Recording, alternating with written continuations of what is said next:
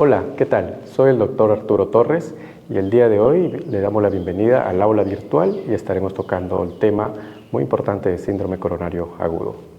Pero vamos a hacer una aclaración que está dirigida fundamentalmente a las personas que están en formación, especialistas y médicos de atención primaria. Vamos a enfocarnos desde la atención primaria hasta la atención secundaria. Bien. Con respecto a la epidemiología, el síndrome coronario agudo saben que es la primera causa de morbimortalidad, sobre todo en países industrializados. La gran mayoría de pacientes pues tienen muchos factores de riesgo, que es lo que vamos a ir desarrollando y buscando durante la clase.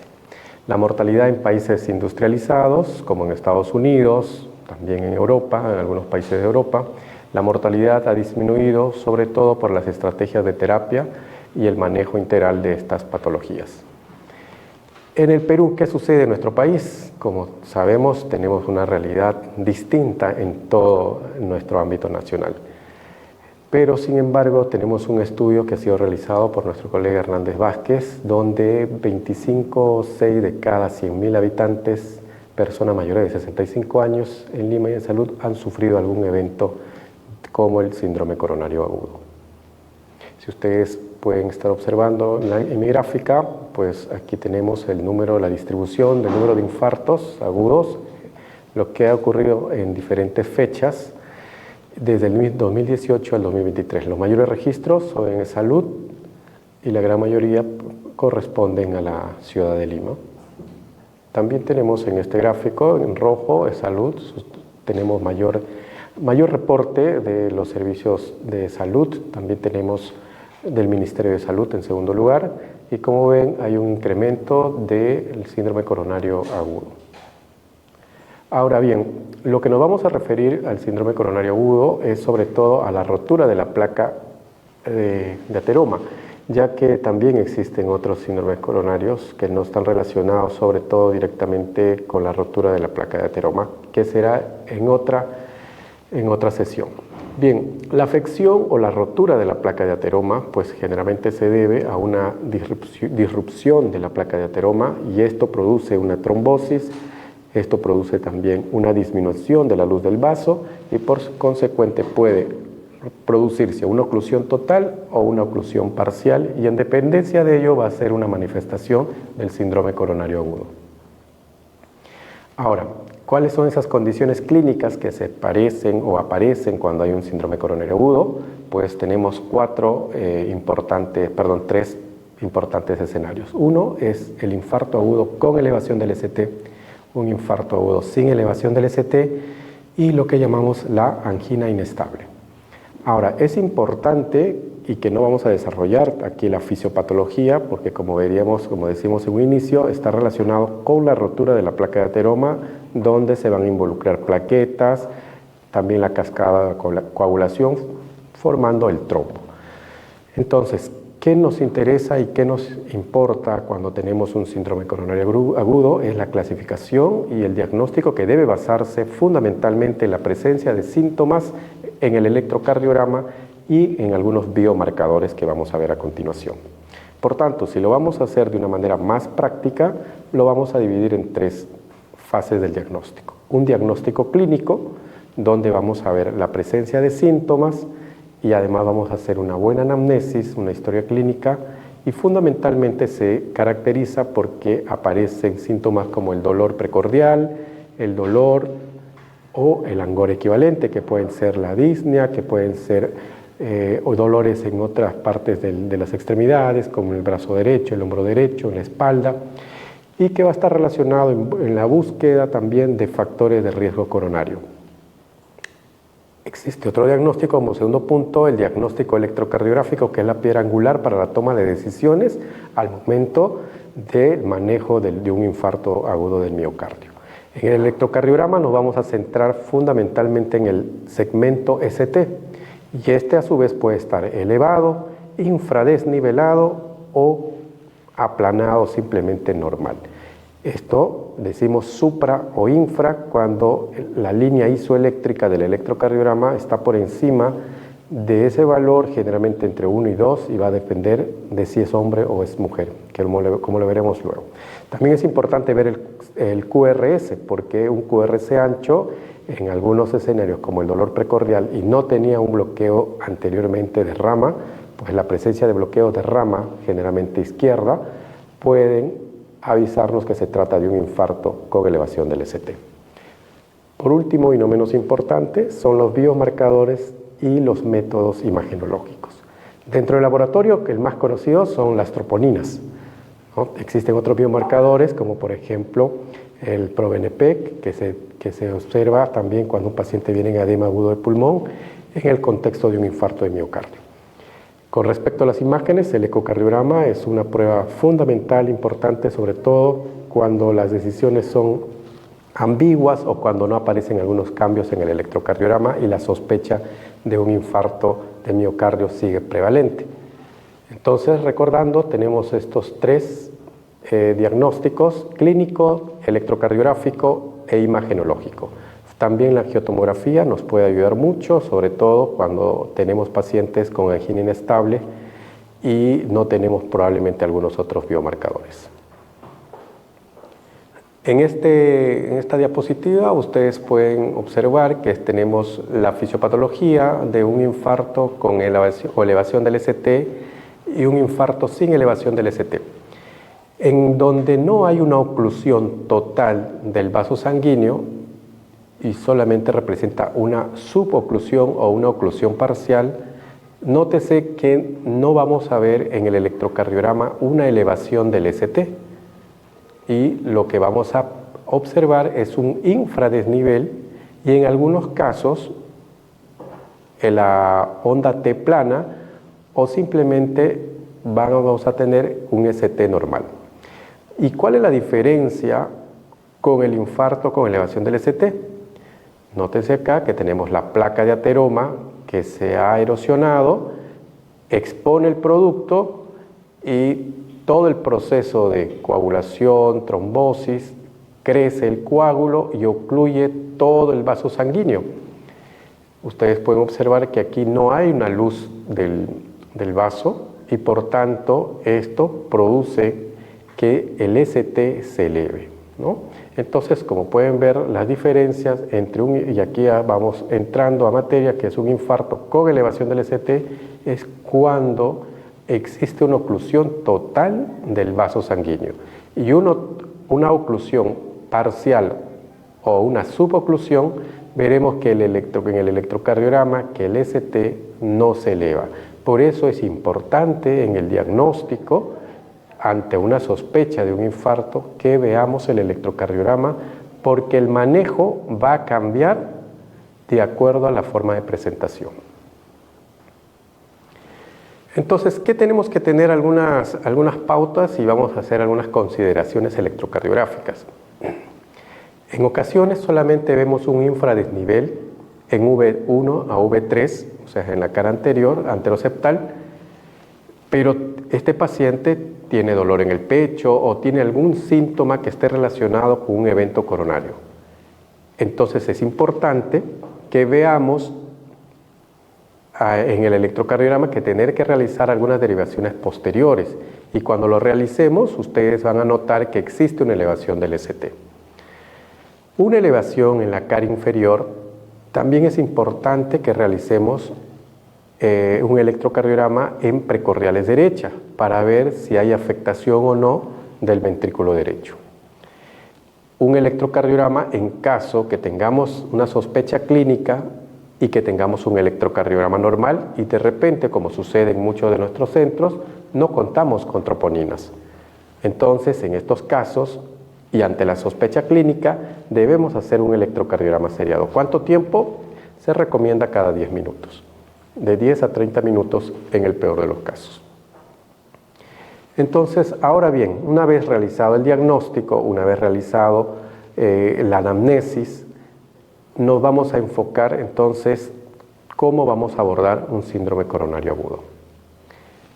Algo importante, y esto que enseñamos a nuestros estudiantes, a nuestros especialistas en formación, que si no sospechamos, no lo diagnosticamos. Entonces el primer paso es todo paciente con dolor precordial que acude a emergencias, fundamentalmente, tenemos que sospechar en la probabilidad que tenga un infarto de miocardio o que esté sufriendo un infarto de miocardio. Y en estos casos, pues vamos a actuar y vamos a abordar de acuerdo a lo que veníamos conversando, un diagnóstico clínico, electrocardiográfico y con biomarcadores. Como saben, una de las banderas del síndrome coronario agudo pues es el dolor precordial.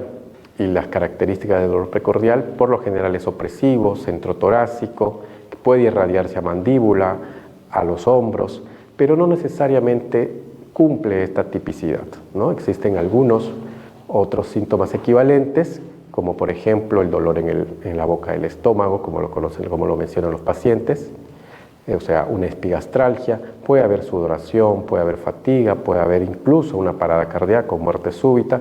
Entonces, hay diferentes formas de presentación. El segundo paso, una vez que tenemos la sospecha y hemos observado, pues definitivamente tenemos que realizar un electrocardiograma. Y aquí va a depender de la disponibilidad, y estoy hablando de manera general porque casi en un centro de salud contamos con un electrocardiograma. Es verdad que en algunos lugares de atención primaria carecemos de estos equipos, pero existen los centros maternos infantiles que a veces podríamos derivar a estos pacientes para que le puedan hacer un electrocardiograma cuanto antes. Las características del ST lo habíamos comentado. Una vez realizado el electrocardiograma tenemos que fijarnos en el ST, tenemos que fijarnos también en que si existe o no un bloqueo de rama, que puede ser derecha o puede ser izquierdo. En el momento de un paciente con dolor precordial o con síntomas de sospecha de un infarto de miocardio y tenemos un electrocardiograma con bloqueo de rama izquierda, hay que sospechar siempre de que se trata de eso y no comentar o a veces cometemos errores en que debe ser algo crónico. Entonces, es importante el electrocardiograma porque saben que de eso va a definir la conducta terapéutica.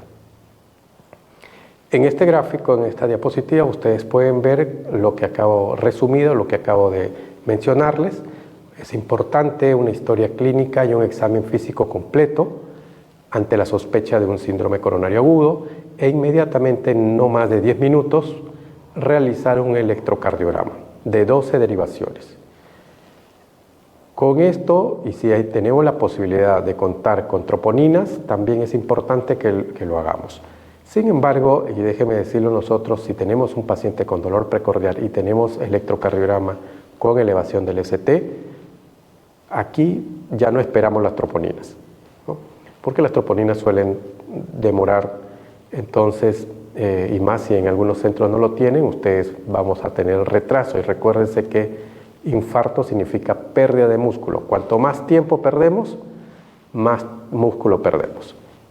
Una vez con el electrocardiograma que tengamos, vamos a definir si el infarto de miocardio es con elevación del ST o sin elevación del ST. En este caso, si la rotura de la placa de ateroma, como habíamos comentado, es oclusiva, ustedes saben que va a haber una elevación del ST. Si no es oclusiva, probablemente haya un infradesnivel o tenga un electrocardiograma normal. Las troponinas nos van a ayudar a definir, en el caso de que tengamos sospecha de un infarto de miocardio, pero no hay elevación del ST ni hay infradesnivel, si las troponinas salen elevadas, nos dirá que es un infarto sin elevación del ST o ST no elevado. Y si las troponinas están normales, nos va a dar que el infarto, que no es un infarto y se trata de una angina inestable.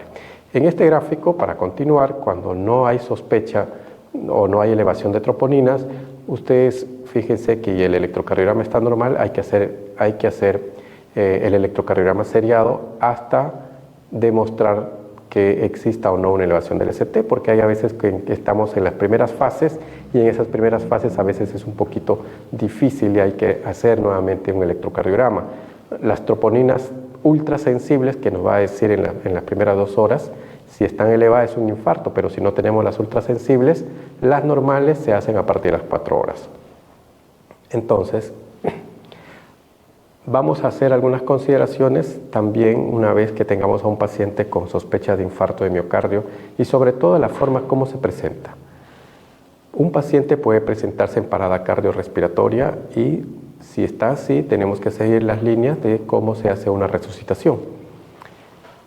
El paciente puede llegar en falla cardíaca y generalmente un edema agudo del pulmón o un shock cardiogénico y vamos a manejar todo lo que está descrito en una falla cardíaca. También hay algo importante que tenemos que ver a la hora de abordar un infarto de miocardio y es nuestra realidad nacional, ¿no? Normalmente en el primer mundo y también en nuestro país se aborda y se exige que el infarto de miocardio con elevación del LST debe ser tratada lo más pronto posible y llegar a una sala de cateterismo. Sin embargo, nuestra realidad no nos ayuda porque generalmente hay 1 o 2 centros que realizan cateterismo primario, es decir, inmediatamente. Entonces, esto es una desventaja. La otra desventaja hay que ver los determinantes de la salud. Tenemos la accesibilidad. Pueden estar ustedes en un lugar que para llevar a otro centro de salud de mayor resolución, tenemos el tráfico, tenemos las condiciones geográficas, etcétera, que van a limitar a que este paciente pueda realizarse una angioplastia primaria. También tenemos las políticas de salud. No en todos nuestros hospitales y en nuestros centros de salud tenemos ni electrocardiograma, ¿no? menos biomarcadores. Entonces hay varias deficiencias que a veces comprometen al final la vida del paciente. Entonces, al momento de abordar un infarto de miocardio, no solamente veamos lo académico como está escrito, también tenemos que aterrizar a nuestra realidad. En un mundo ideal, pues todos seríamos felices. Sin embargo, también tenemos que ver nuestra realidad, que la verdad, como saben ustedes, es bastante precaria, sobre todo en términos de atención primaria.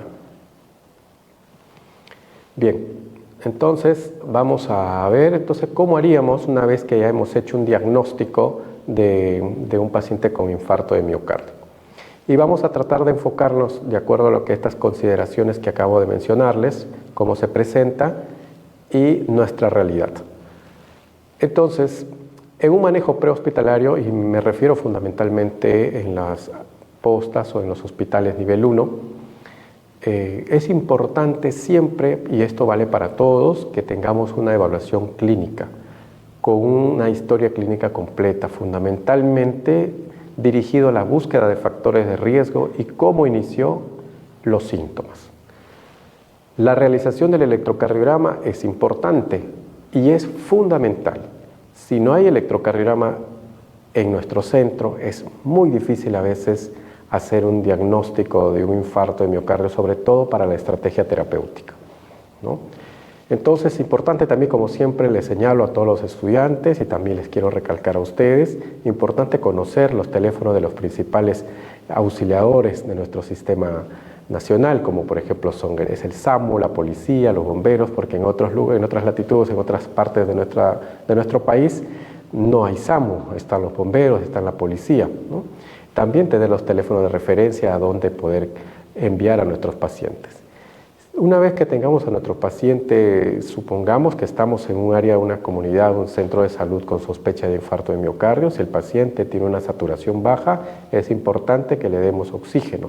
Si la saturación está por encima de 92-93, no es necesario que le demos oxígeno, porque muchas veces cometemos el error de dar oxígeno a todo el mundo, ¿ok? Ahora, es importante también la nitroglicerina, que nos va a aliviar el dolor.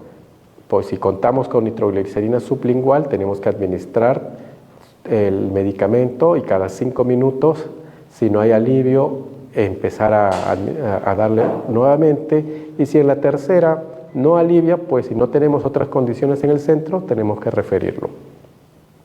Siempre es importante tener por lo menos 2 vías canalizadas, vías periféricas, que esto es importante porque en el momento del paciente son muy vulnerables a hacer arritmias letales y pueden caer en paro cardíaco, y muchas veces si en ese momento quieren canalizar vena, las venas están colapsadas y por tanto es mucho más difícil realizar una canalización.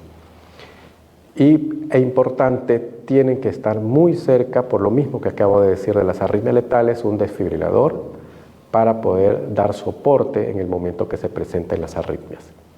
Y si tenemos un monitor multiparámetros, pues estamos muy felices porque eso nos va a ayudar también bastante a ver. Bien, entonces, ahora,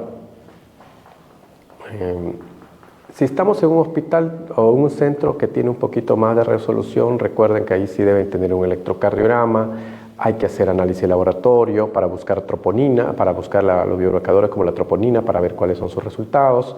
También continuar con todo lo que les acabo de mencionar, la canalización de vena periférica, el monitoreo multiparámetro, tener el coche de paro cerca y comunicar a la familia, al mismo paciente, lo que está aconteciendo y cuál es la gravedad de su situación.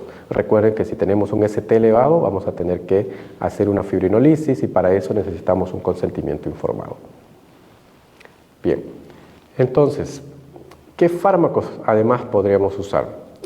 Y vamos a tener en cuenta acá, después que hicimos el electrocardiograma y tenemos un paciente con elevación del ST, la estrategia terapéutica fundamental es que vamos a hacer la lisis de ese coágulo. ¿Y cómo lo hacemos? Lo hacemos con los fibrinolíticos que contamos. En nuestro hospital contamos con el alteplase, en otros hospitales pueden tener tenecteplase, en algunos, aunque casi ya no se usa la streptoquinasa, y lamentablemente en otros centros no lo cuentan. Pero es importante también que tenemos que tener en cuenta cuáles son esas condiciones o esas contraindicaciones del uso de fibrinolíticos. Y sobre todo, para tener en cuenta, vamos a mencionar algunas de las contraindicaciones, sobre todo absolutas, que son la hemorragia intracraneal, la lesión vascular cerebral conocida. Tenemos también las neoplasias intracraneales, el ictus que haya tenido en los últimos 6 meses, que tenga una sospecha de disección y también alguna punción que no se pueda haber comprimido en las últimas 24 horas. Y por lo general que haya tenido un sangrado activo en el último mes. Me refiero a un sangrado digestivo. Si no hay ninguna de estas contraindicaciones, entonces vamos a usar el fibrinolítico y el que tenemos en nuestro país y en nuestro centro, en la mayoría de nuestros centros, es el alteplase. Lo vamos a hacer una reperfusión en 90 minutos. Y aquí está, si el paciente, es importante que conozcamos el peso. El peso sobre todo para minimizar el riesgo de sangrado. Importante, cada vez que tengamos un paciente con infarto de miocardio, hay que realizar un score, sobre todo de sangrado, porque si es un paciente que tiene alto riesgo de sangrado, vamos a tener que tomar como si fuese un paciente de menor peso y disminuir la dosis para evitar el sangrado. Una cosa importante, en el infarto sin elevación del ST o ST no elevado y en la angina inestable no se tromboliza, no se usa estos agentes. Vamos. Entonces, si tenemos un paciente que tiene un infarto ST no elevado, es importante también estratificar el riesgo, sobre todo para ver la posibilidad que tiene este paciente de ir a un cateterismo de manera inmediata. Si el paciente tenemos un síndrome coronario agudo con bajo riesgo, y me refiero al bajo riesgo en los próximos 30 días de desarrollar algún evento cardiovascular mayor, si tiene una probabilidad muy baja, no necesariamente pues tiene que ir a cateterismo, ¿no? Entonces para esto nos sirve la evaluación de riesgo cardíaco. Si hay alto riesgo, muchas veces se maneja también con angioplastia primaria. Aquí les dejo para que ustedes puedan revisar cómo se estratifica un síndrome coronario agudo. Bien, la estrategia invasiva, generalmente pues esta es la estrategia que mejor nosotros lo recomendamos, pero recalco que está relacionado y está en revisión, sobre todo en nuestra realidad nacional. Si usted no cuenta un centro muy cercano para hacer esta prueba, pues lo que nos queda es fibrinolizar en el caso de un infarto de miocardio o simplemente manejar con anticoagulantes en el caso de un infarto ST no elevado o una angina inestable. Algunas consideraciones, otros fármacos que usamos, y va a estar dependencia de la forma de presentación, son los inhibidores de la enzima convertidora de angiotensina o los ARA2. También usamos beta bloqueantes, también usamos los ICGLT2 y estos fármacos se van a usar de acuerdo a la forma de presentación de los pacientes. A manera de conclusión, es importante, les recalco, la evaluación clínica inicial y el examen físico completo y sobre todo cardiovascular para determinar y buscar factores de riesgos ante una sospecha de infarto de miocardio. El electrocardiograma constituye la piedra angular para el manejo de un paciente con síndrome coronario agudo y la elevación del ST es clave para ver en estos pacientes si podemos trombolizar o no. En este caso, pues todo infarto con elevación del ST tenemos que trombolizar. Las herramientas de estratificación de riesgos también son claves al momento de realizarlos porque nos va a dar un pronóstico y sobre todo también vamos a especificar qué paciente se va a beneficiar de una estrategia invasiva.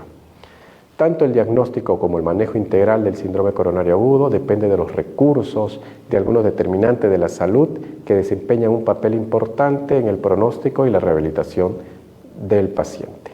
Por tanto, el síndrome coronario agudo siempre debemos sospecharlo ante un paciente que viene con dolor precordial. Y recuerden que es clave la realización de un electrocardiograma en los próximos 10 minutos. Muchas gracias por su atención y recuerden que la carpeta del BPT está dentro del aula virtual, así como la bibliografía para que puedan ampliar su conocimiento.